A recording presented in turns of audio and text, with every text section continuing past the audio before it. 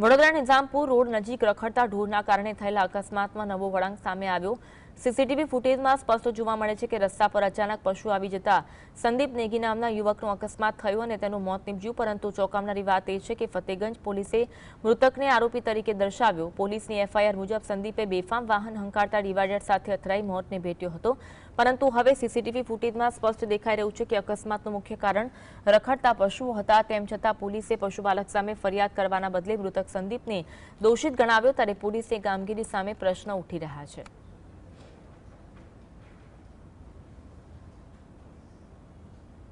મહેસાણા નગર સમા આ main road ઉપર સંદીપ નેગી નામનો નવયુવાન, ઘરનો આધાર સ્તંભ જેવો નવયુવાન મોટરસાયકલ પર જતો હતો અને રસ્તા પરની ગાય જોડે અથડાતા પડી ગયો અને પડી જતા એનું મૃત્યુ થયું।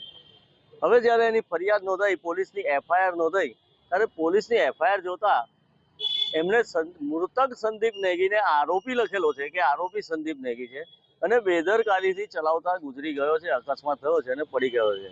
ખૂબ શરમજનક વાત છે ને આ એકદમ જંગલ રાજ થઈ ગયું હોય શહેરમાં એવું દેખાય છે, કેમ કે એમને ઢોરના માલિકોની પાસેથી હપ્તા ખાઈને બચાવવા છે। એવી જ રીતે ઢોર પાર્ટી જે હપ્તા ખાઈને ઢોર પાર્ટીની જવાબદારી છે